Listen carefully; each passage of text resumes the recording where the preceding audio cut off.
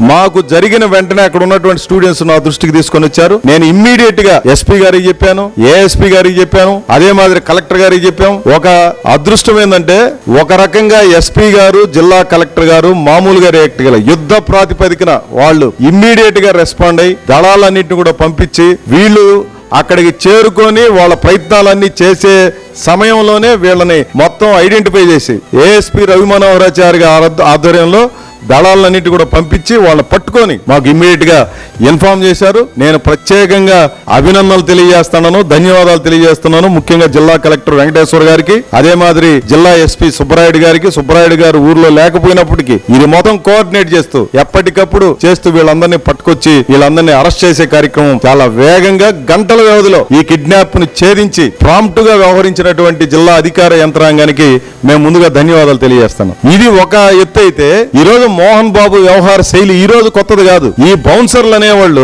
ఆ కాలేజీలో పెట్టుకొని విద్యార్థుల తల్లిదండ్రుల మీద దాడులకు పాల్పడతారు, చుట్టుపక్కల గ్రామస్తుల మీద దాడికి పాల్పడతారు.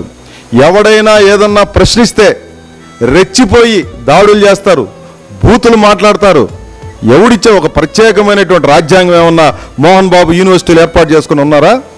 లేదంటే ఒక ప్రత్యేకమైనటువంటి చట్టాలు మీకేమన్నా ఉన్నాయా? తక్షణం మోహన్ బాబును అరెస్ట్ చేయాలి. దీనికి నాయకత్వం వహించినటువంటి మంచు విష్ణుని అరెస్ట్ చేయాలి. సిగ్గుచేటు నువ్వు ఒక మా అసోసియేషన్కి, మూవీ ఆర్టిస్టు అసోసియేషన్కి అధ్యక్షుణ్ణి బ్రహ్మాండంగా గెలిచినాను, మానవీయ విలువలు నేర్పించడమే మాకు చేతనవును అని చెప్పి ఒక యాంటీ సోషల్ ఎలిమెంట్ లాగా వీళ్ళు ప్రవర్తిస్తున్నారు సొసైటీలో. మీకు విద్యాలయాలు నడిపే అర్హత లేదు. వాస్తవంగా అయితే ఆ విద్యాలయాల గుర్తింపుని రద్దు చేయాలి. అక్కడ పసిబిడ్డల జీవితం ముడిపడి ఉంది కాబట్టి మేము ఆ రకమైనటువంటి డిమాండ్ చేయడంలే. ప్రభుత్వం స్వాధీనం చేసుకోవాలి. ఈ రకమైనటువంటి ఒక నేర ప్రవృత్తి కలిగినటువంటి వాళ్ళు విద్యాలయాలు నడపాల్సినటువంటి అవసరం ఉందా?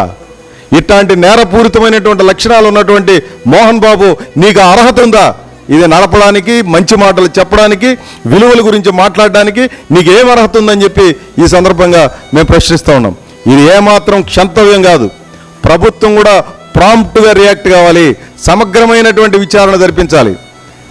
పేరెంట్స్కి అందరికీ ఎక్కడెక్కడ ఎన్ని బాధలు పడి డబ్బులు తెచ్చుక ఆటో డ్రైవర్ పిల్లలు ఉన్నారు, ట్యాక్సీ డ్రైవర్ల పిల్లలు ఉన్నారు, కూలీనాలు చేసుకునే వాళ్ళ బిడ్డలు ఉన్నారు.